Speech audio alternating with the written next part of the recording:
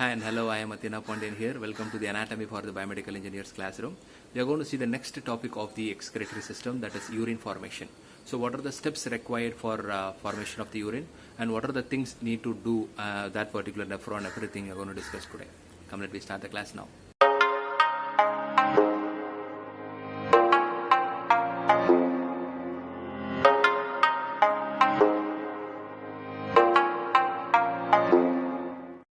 You're going to see just a recall of all the parts of the nephron very fastly. Of course, this is the afferent arteriole, this is the afferent arteriole, this particular clustering of capillaries are called the glomerular, and this particular capsule is nothing but the Bowman capsule, and this is the proximal convoluted tubule, and this is the Henle, loop of Henle, and this is the distal convoluted tubule, and last is the collecting duct.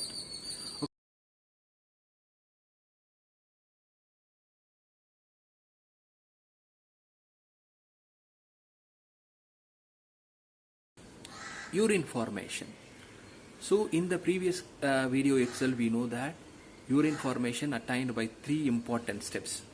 It is happened especially in the nephron, because nephron is the structural unit of the formation of urine. So all the things happen in this each and every parts of nephron. Okay, so what is the three main steps, three main process attained for the formation of urine is filtration, please remember. Second step is reabsorption. Then the third is secretion. So filtration is nothing but how the particular fluid is filtrated into the nephron. This reabsorption from the filtrated material, how the particular thing is reabsorbed and what are all the thing is reabsorbed. And then the last thing is secretion. So how the final urine secretion is happened. So this is the three main process happen during the process of formation of urine. So the first step we need to do is filtration. This filtration occurs in the glomerular region. So that is why this filtration is also called as the glomerular filtrate. What has happened in the glomerular? See, this afferent arteriole. Of course, the diameter of the afferent arteriole is little bit higher than that of the efferent arteriole. Afferent arteriole is the entering of blood vessels into the glomerular. So this particular afferent arteriole carries so many oxygenated blood, and that particular thing is drained into this particular glomerular, that is Bowman's capsule. What has happened here is, I already told you, in the Bowman's capsule there are so many renal sieves are present, that is so many pores are present in the internal layer. Okay, that particular thing is helpful for the filtration. So using this particular thing, the two different pressure will originate. One pressure is called as the hydrostatic pressure, and the other thing is called as the oncotic pressure.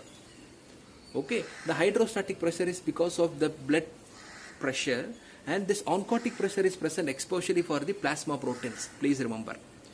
So this hydrostatic pressure, once we calculate this hydrostatic pressure and oncotic pressure of this particular Bowman's capsule, then we can able to say how much the glomerular filtrate is attained, because the formula is, for the calculation of the glomerular filtrate, we need to determine the ratio of hydrostatic pressure of this particular thing divided by the oncotic pressure of the blood, that is plasma protein. So that is what, if we determine these things, then we can able to find the glomerular filtrate. Per day, 180 liters of glomerular filtrate is filtrated over in the glomerular. From that particular thing, that much amount of thing is filtrate. From that particular thing, 99% of the thing is reabsorbed in the proximal convoluted tubule. Please remember, this thing you need to remember. So this has happened in the glomerular filtrate. What is the purpose of filtration?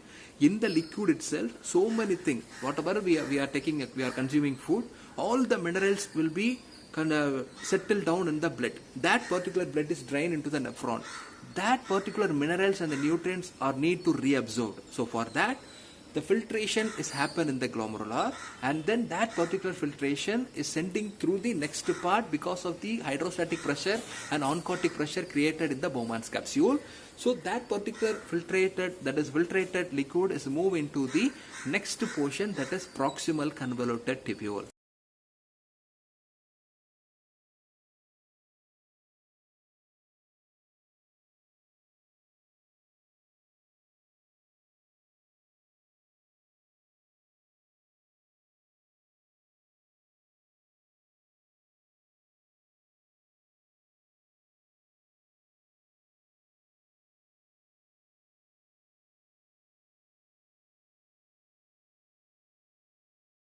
filtrated liquid is moved into the next portion, that is proximal convoluted tubule. This proximal convoluted tubule, inside the proximal convoluted tubule, the cuboidal epithelium is present. Of course, the cuboidal epithelium having a much amount of cell organelles. Along with the cuboidal epithelium, the brush border is present in the inner walls. Please remember, the well-developed brush border is present in the proximal convoluted tubule. This is made up of, that particular proximal convoluted tubule is made up of cuboidal epithelium. The cuboidal epithelium special factor is, it is having a much amount of cell organelles. Okay, then because of presence of this brush border, the filtrated material from the Bowman's capsule will be reabsorbed. That we already said in the small intestine. In the small intestine, there are so many villi are present. From the villi, the reabsorption takes place. Like that, this particular proximal convoluted tubule consists of so many brush border. That brush border helpful for reabsorbing the filtrating material.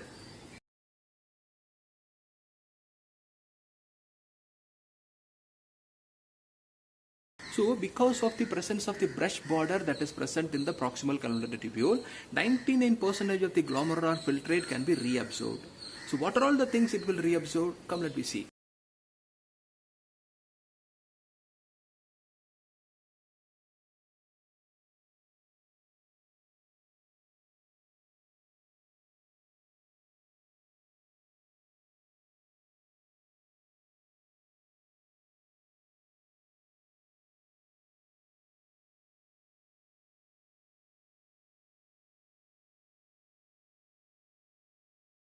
The next to the proximal convoluted tubule, we have the sliding region, that is a uniform sliding region, that is called as a loop of Henle. That loop of Henle consists of so many cells inside it, but it does not have any brush border and everything. Here also having it is covered by the, it is made up of the epithelial cells. Some of the small reabsorption will be taken place in the loop of Henle also. The next to the loop of Henle, that is a distal convoluted tubule. The diameter of this, the size of this proximal convoluted tubule and distal convoluted tubule is entirely different, because this entire distal convoluted tubule is smaller than that of the proximal convoluted tubule. At the same time, here it is also made up of the epithelial cell, but not a cuboidal epithelial cell as like as a proximal convoluted tubule.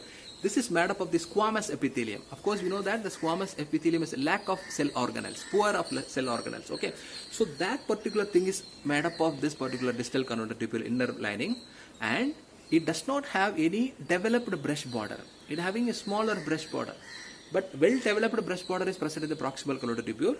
This distal convoluted tubule does not have any developed brush border. Simple brush borders, they here and there are present. So this particular thing is very useful for the secretion. That is, all the thing will be reabsorbed here in this two part.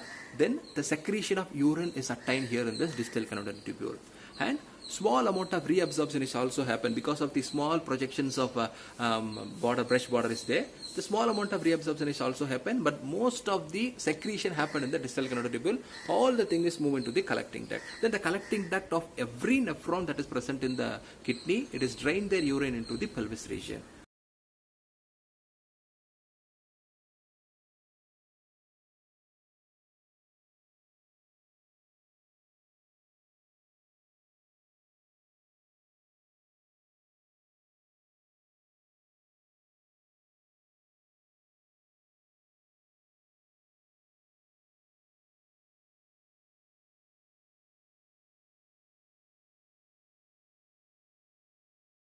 So that's all about today's class. I hope you understand everything.